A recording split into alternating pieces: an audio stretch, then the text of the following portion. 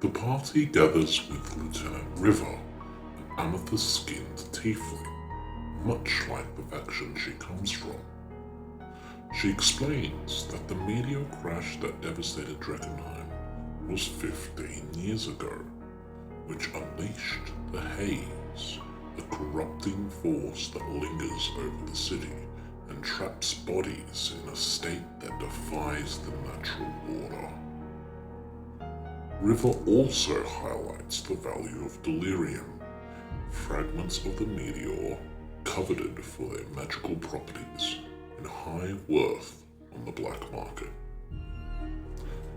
As she speaks, Terrakin notices that every now and then, Serafin's accent subtly shifts, and with characteristic bluntness, asks River about it, drawing Serafin's exasperation. River explains that perhaps she is hiding something. But before she can continue, Serafin immediately pushes past that conversation. Later, Serafin confronts Terrakin, scolding him for exposing her carefully crafted act. Terrakin listens with quiet indifference, seemingly unaffected by her frustration.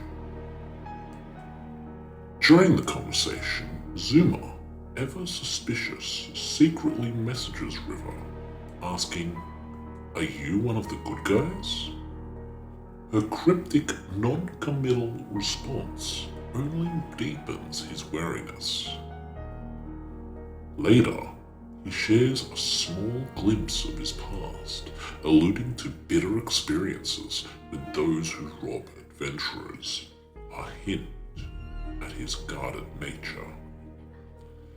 In the bustling marketplace, the party searches for supplies. Serafin haggles for a wizard hat, its crooked point adding quirky charm to her ensemble. Vixen, meanwhile, discovers a peculiar miniature house, small enough to fit in her hand, but strangely captivating. Derelict, true to his eccentric ways, picks up an old shovel and sifts through the smith's refuse, convinced of hidden treasures. Terrakin, drawn to the vendor's woodcarver's kit, unintentionally intimidates the shopkeeper with his towering stone-like form. The trembling merchant insists he take it for free. Grateful, but oblivious to the fear he caused, Terrakin accepts the gift and leaves. Zuma, gathering information from townsfolk, shares unsettling rumors. Trolls spotted near King's Gate, large deposits of delirium hidden deep in the crater, and a demonic cult known as the Rattlings. The party finally ventures out of Emberwood Village and into the outskirts of the city of Drakkenheim. Mud-choked streets and crumbling buildings swallowed by overgrowth paint a haunting picture of a once thriving metropolis now consumed by decay. Roots and vines claw through shattered stone, and an eerie silence hangs over the city, broken only by the faint rustling of the wind. Near the city's edge, Chuck and Vixen stumble upon a dead horse lying ominously in the street. In an odd ritual of humor and luck, they give it a whack kick if built before moving on. Terrakin watches the peculiar behavior without comment, his expression unreadable. Further into the ruins, Chuck spots movement in the shadows. The group follows cautiously as they round a corner. They come face to face with a bunch of grotesque creatures.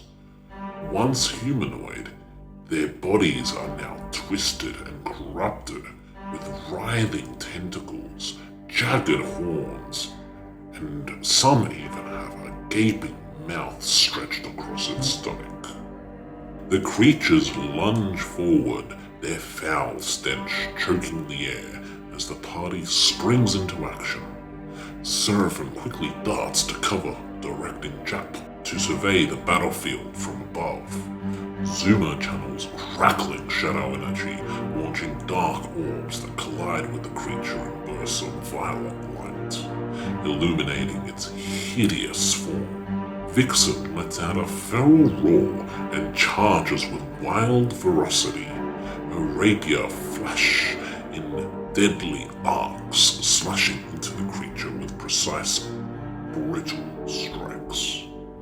Chuck moves with incredible agility, his fists landing punishing blows on the creature's corrupted flesh, each strike a display of his own martial skill. Meanwhile, Terrakin shifts into a massive direwolf, his form composed of stone and moss and vines. He charges the creature's claws and teeth tearing into their twisted bodies, embodying the primal force of nature. Derelict, spear in hand, attacks with grim determination. He strikes, finding their mark with surprising efficiency. Yet his mind is a swarm of strange and disconnected thoughts. As his spear pierces the creature's malformed flesh, he muses to himself.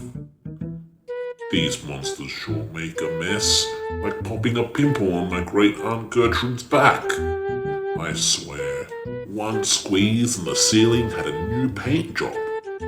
Note to self, next time, keep mouth closed. That surprise snack was a little more than I bargained for. His momentary distraction earns him a near miss from a flailing tentacle, snapping him back into focus. As the creatures weaken, hope begins to rise, and then Terrakin, in his direwolf form, throws back his head and releases a fierce, echoing howl. The sound reverberates through the ruined city, carrying an unearthly resonance.